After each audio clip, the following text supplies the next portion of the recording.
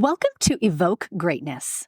We are officially entering year 3 of this podcast, and I am filled with so much gratitude for each and every one of you who've joined me on this incredible journey of growth and self-discovery. I'm Sunny, your host and fellow traveler on this path of personal evolution. This podcast is a sanctuary for the curious, the ambitious, and the introspective. It's for those of you who, like me, are captivated by the champion mindset and driven by an insatiable hunger for growth and knowledge. Whether you're just beginning your journey or you're well along your path, you're going to find stories here that resonate with your experiences and aspirations. Over the last 2 years, we've shared countless stories of triumph and challenge, of resilience and transformation. We've laughed, we've reflected, and we've grown together. And as we've evolved, so too has this podcast. Remember, no matter what chapter you're on in your own story, you belong here. This community we've built together is a place of support, inspiration, and shared growth. Where intention goes, energy flows, and the energy you bring to this space elevates us all. So whether you're listening while commuting, working out, or enjoying your morning coffee, perhaps from one of those motivational mugs I'm so fond of, know that you're a part of something special. Thank you for being here. Thank you for your curiosity, your openness, and your commitment to personal growth.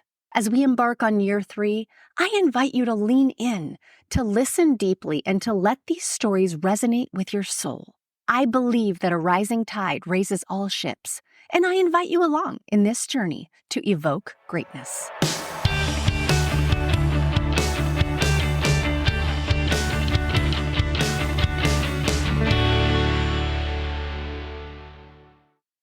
Welcome back to part 2 of Redefining Resilience with my amazing guest, Amberly Lago.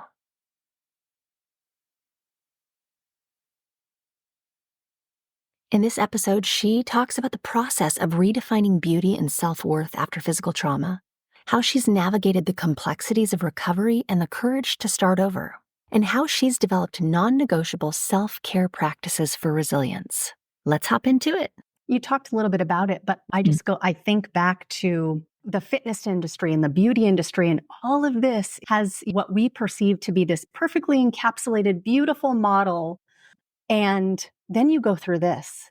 And I imagine that had to have shifted your perspective on what real beauty is outside of maybe what it was prior to the accident. But what did that look like in almost kind of getting to that place of self-acceptance?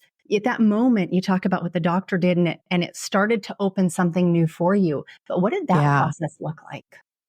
It was hard. I'm not going to lie. It was really hard. I had so much shame about the way that I looked. And I mean, I had thoughts like, well, oh my goodness, is my husband going to love me?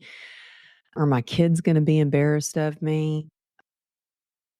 And I remember, the first time I went in, like I was in my neighborhood and there's this little boutique and there were some friends that I ran across and I was on my crutches and my leg was showing and I looked like I had been through a war. I mean, I had lost 20 pounds of muscle that I did not need to lose in the hospital. I was emaciated. I looked like people thought maybe I was in a fire. I looked like a burn victim because they had taken all the skin from the top of my leg to put it on the bottom of my leg. And my leg had compartment syndrome and my calf muscle was now moved into the front of my leg to fill in a hole. My ankle was fused. My leg was stuck straight. And I remember walking with my crutches and saying hi, and they said hi and smiled to me to my face. And I kind of turned around and the looks on their face of just shock and kind of disgust. And I was like, oh, wow, that's how people look at me. They look at me that way.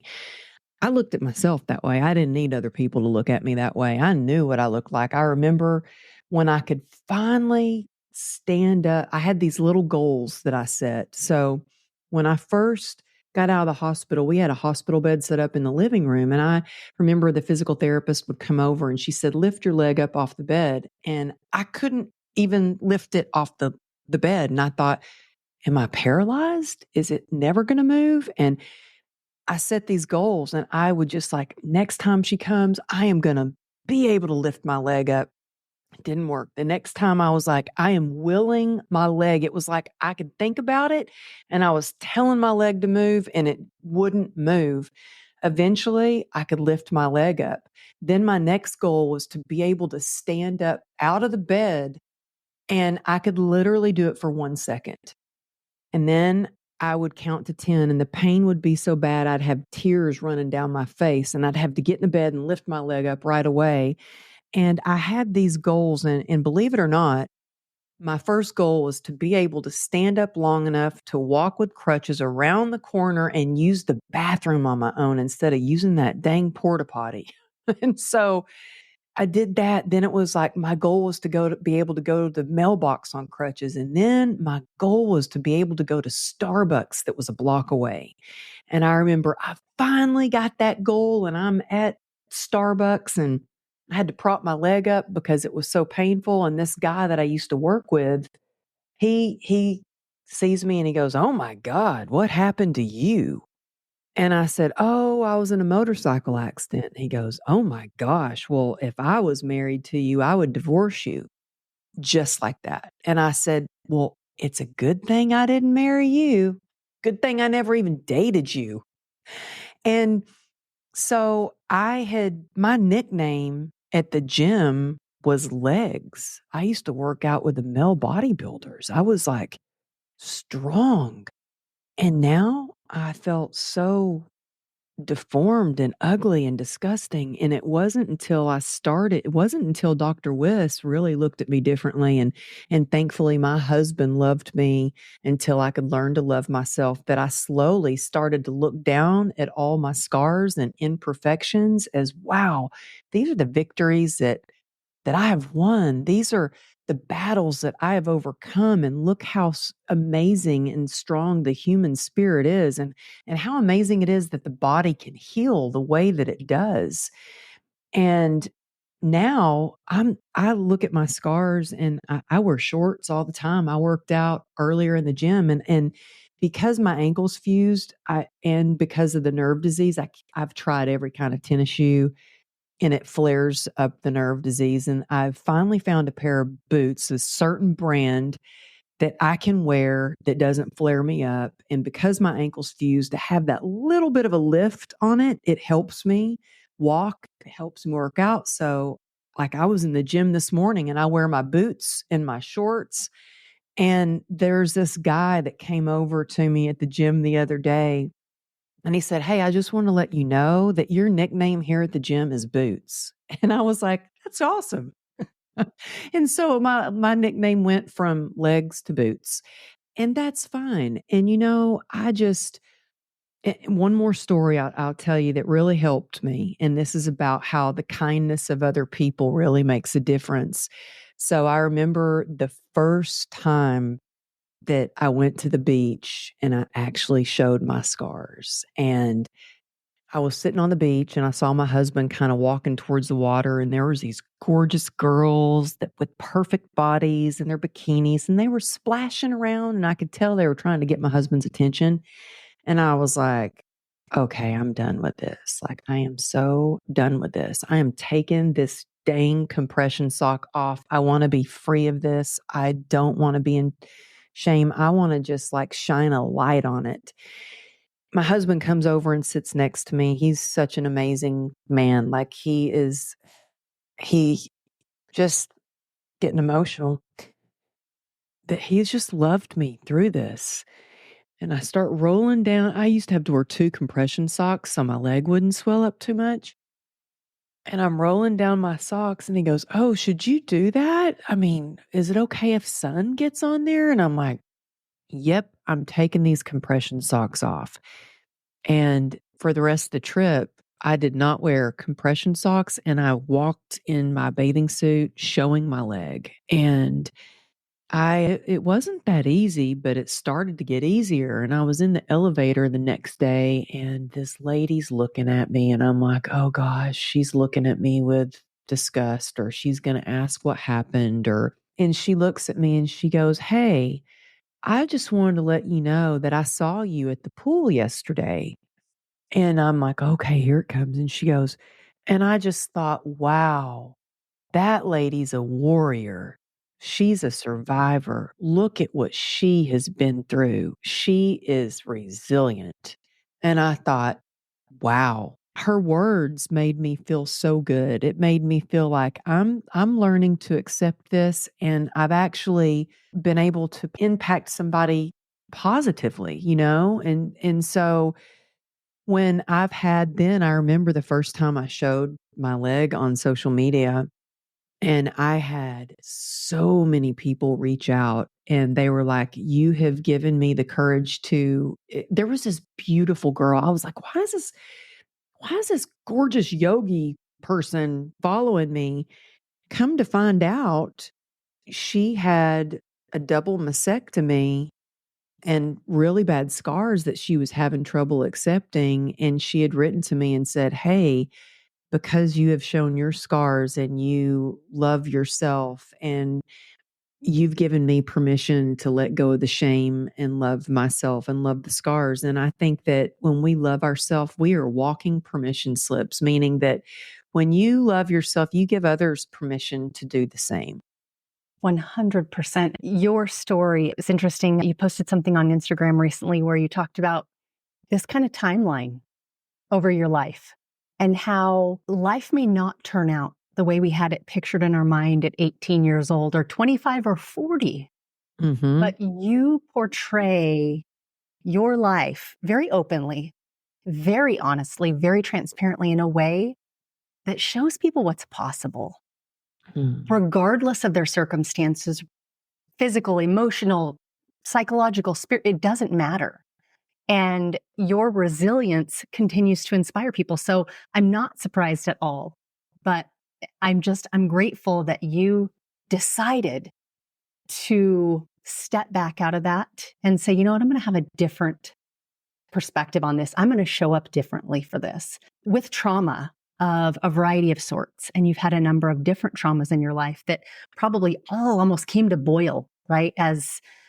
We need those pop off valves when it gets too much, because Yeah. as humans, we can literally only take so much. But I'm curious around what you think the most surprising way that your trauma has been a gift in your life.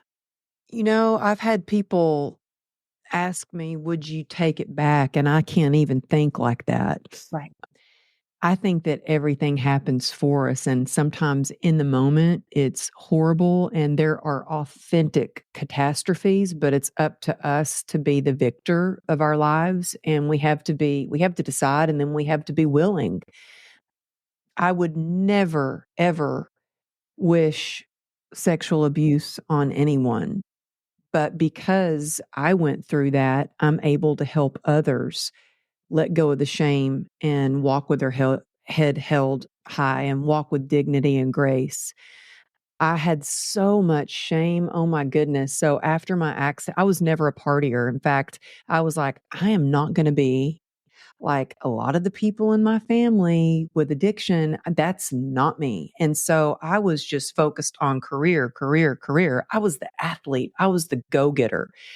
And after my accident, when I was trying everything for pain, like, oh my gosh, at one point I was on 73 homeopathic pills and 11 different prescription medications. I had done ketamine infusions, spinal blocks, spinal stimulator, where they implant metal leads into your spine and you have a box implanted in your your butt cheek Mhm. and a machine that turns. I mean, I had tried everything. I was a good, I mean, if any snake oil salesman that said, we can get rid of your pain, I'd be like, okay, sign me up. And nothing, I mean, nothing was working. And then I discovered alcohol. Wow, wine kind of stuffs down this, not just the physical pain, but the shame and the emotional pain that I was experiencing. And one led to two, led to three, led to a bottle. And then before you knew it, I was addicted. I mean, I was a full blown alcoholic, and I had so much shame about that.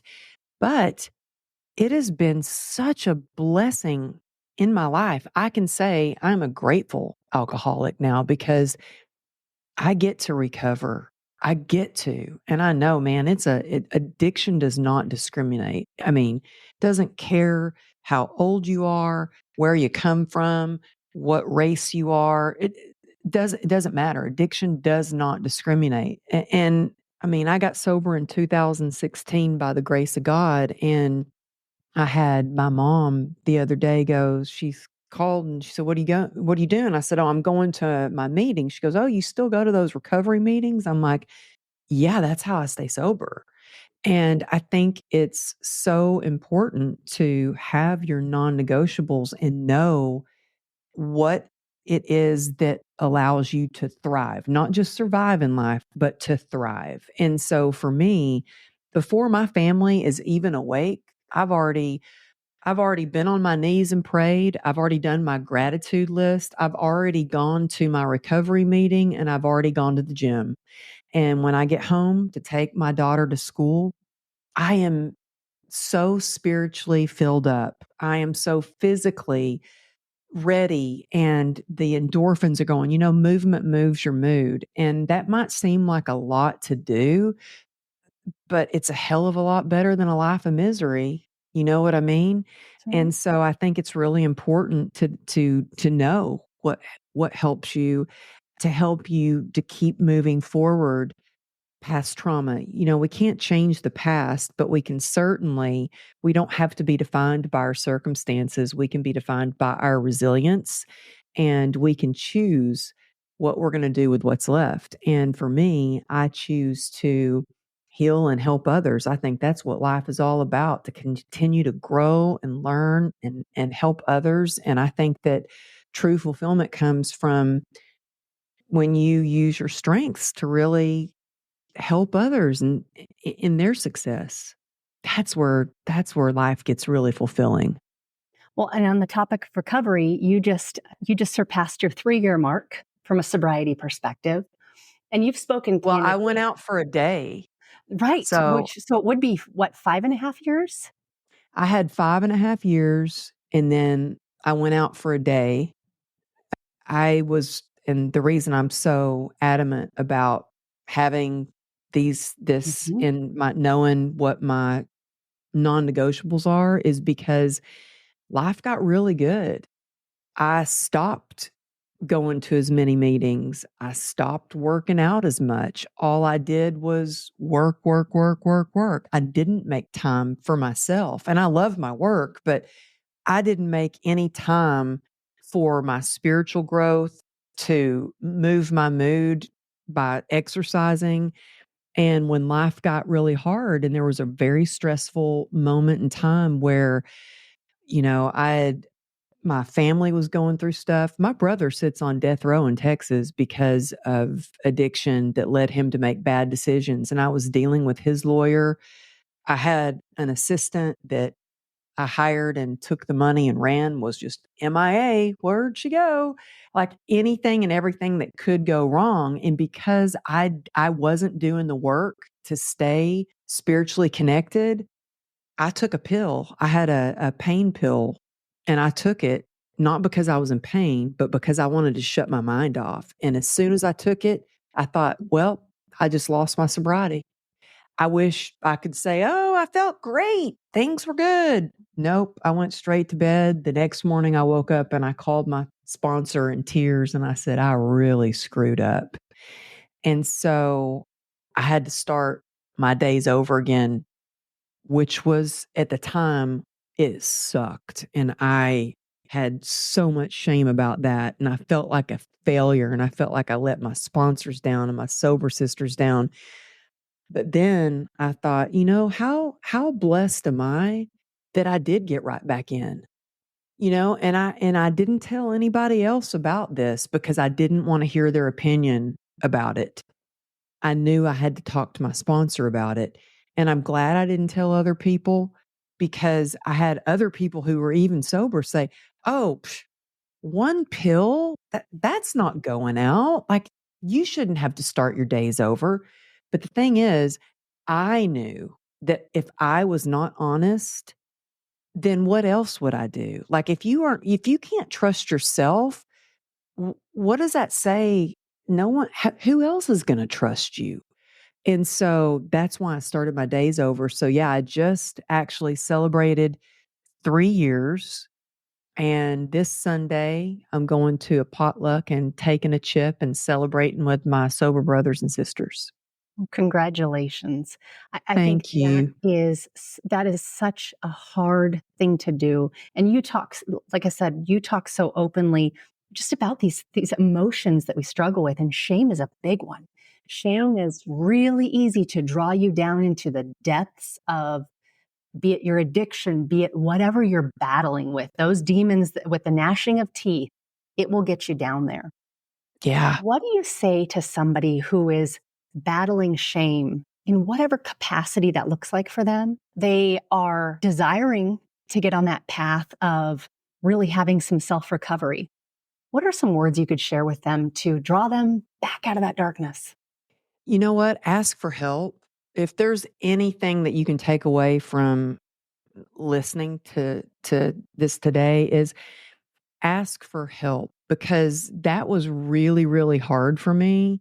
But when I did finally ask for help is when it started to change my life. And so I think it's really important to be able to talk to somebody that you trust. And so whether that's a therapist or a friend or somebody that you know, it could be, look, it could be a stranger on social media, but who talks about these sort of things, that there's nothing like more powerful than when you can connect with somebody and go, "Oh my gosh, me too." And they can share with you how they've gotten through it and through the other side. And that gives you hope. And so I think it's important to don't keep it bottled up inside, because that shame, that pain demands to be heard, and it will come out in everything that you do, in the way that you love, in the way that you lead, in your relationships, in work, in the partners you choose, in your friendships. And so let it rise to the surface. And, it took me 2 years to write my first book, because I had no idea just how cathartic it would be. I thought I'd done the work with the sexual abuse. I thought I'd done a lot of the work. And I realized how incredibly powerful it is and how healing it is to actually write and get your thoughts down. And you know what? I write in a journal, and you don't even like, I write it sometimes where it's like chicken scratch. I'm just writing, getting it all out, like even like as if I don't want anybody else to be able to read this. I just need to get this out on paper. There's something healing about that. But there is true healing with connection. I think we all just want to be seen, heard, and understood. And so reach out for help, connect with someone, don't do it alone. Connection is the opposite of addiction. Connection is the opposite of loneliness. And we all need that connection. Yeah, we're strong alone, but together, that's when we become unstoppable. That's when we can let go of the shame and shine a light on that and pull each other up and rise together. That's it for today's episode, but make sure you come back next week and join us for the part 3 and final part of this interview with Amberly Lago. Next week, she will share her insights on challenging societal perceptions of disability and chronic pain, the critical role of faith and spirituality in overcoming adversity for her, and the process of writing and publishing her latest book. Hope to see you next week. Thank you so much for listening and for being here on this journey with me. I hope you'll stick around. If you liked this episode, it would mean the world for me if you would rate and review the podcast or share it with someone you know may need to hear this message. I love to hear from you all and want you to know that you can leave me a voicemail directly. If you go to my website, evokegreatness.com, and go to the Contact Me tab, you'll just hit the big old orange button and record your message. I love the feedback and comments that I've been getting, so please keep them coming. I'll leave you with the wise words of author Robin Sharma. Greatness comes by doing a few small and smart things each and every day. It comes from taking little steps consistently. It comes from making a few small chips against everything in your professional and personal life that is ordinary, so that a day eventually arrives when all that's left is the extraordinary.